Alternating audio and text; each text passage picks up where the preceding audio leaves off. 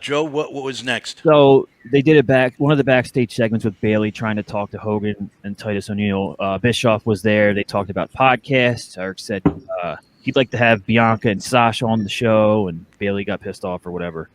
That was it. Brian. So that was Bayley's WrestleMania moment. Mm-hmm. I just want to make sure that everybody knows that. Her little old lady outfit, yeah. Yeah, and the glasses. Nia Jax and Shayna Baszler defending the titles against Natalya and Tamina, who won a match on the first night. Went 14-20. And way too long. I was going to say I thought it exceeded expectations just a little bit, but what did you guys think? I think, to be fair, it was better than last. I didn't expect nothing, so technically you're right, because I expect a damn thing. Like, how did they even get thrown together? Like, I don't even understand the team. Yeah, well, Natalya and Tamina were the pissed off veterans that aren't getting a chance, so that's why they teamed up, and they won the match the night before against all the other teams. Nia and Bayley, remember how they teamed. Did they ever show that Heyman talking smack promo? Because that was the best build they could have done for Natalya and Tamina. Oh, that was good. Yeah, I forgot about that. I saw it. They didn't show it.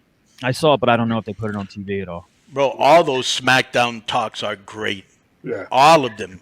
They're and it's so funny because the wrestlers are giving great promos here that aren't scripted. Shouldn't that be telling you something? Yeah.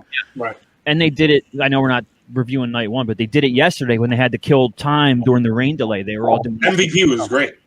MVP was great. And you could see who can talk and can't talk. Yeah. And even Drew McIntyre, who got a little flustered in what he was saying, he was still able to recover, and it seemed more real and passionate. Kevin Owens.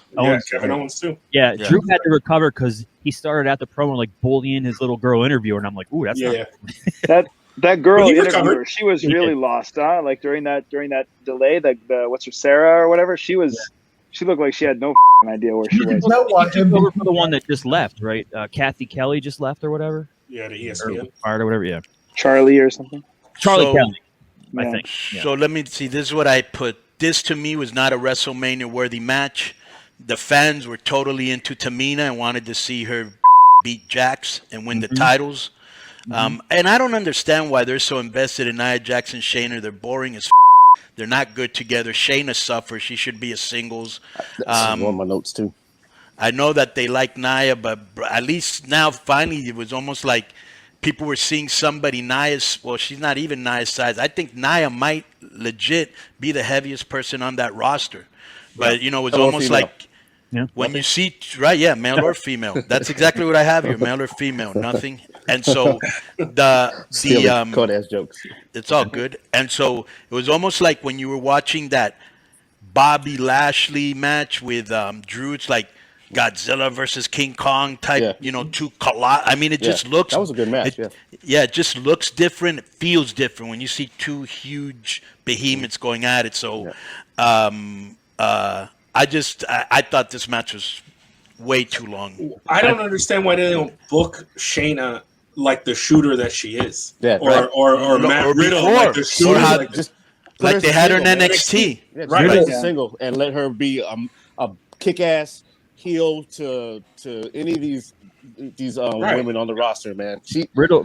If anything, you put Nia and Tamina together, and you play into that Samoan bloodline, and they did that. Some badass heels. They were a team for a while, and I will give Tamina credit, bro. She looks motivated. This is the best I've ever seen her. Yeah, she's been on that roster forever, man. And I was like, what forever? Like what? Forever is like, what is her character, man? What is her gimmick? So it looks like they're finally trying to do something with her. Her and Natalya, they debuted around the same time, and they've been around almost the same time and stuff, and their legacy and all that. I understood the team. Instead of like how they have the two grizzly veterans or whatever in NXT, these would be the two bitter veterans. Get off my This match this could have been half the duration of what they gave. A quarter of the duration. And here's the worst part, bro.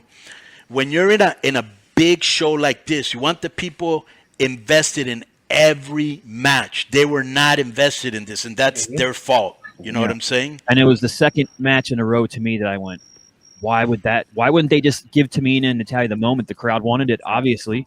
what is the point of the whole first hour of the show tonight was pretty brutal. Like, it was terrible. This took up an hour. I thought it was funny though when Nia said, "I'm King Kong, bitch." That did make me laugh. Or when Nia was just like calling, like screaming her spots out right on camera, like lay the next one in. Yeah, I did. Like, it was like, what the Bro, they actually gave her a backdrop, which I'd never seen her take. Off the top or something, right? Yeah. The good part about them, at least, is that when they break them up, they can have a program between the two of them, Nia and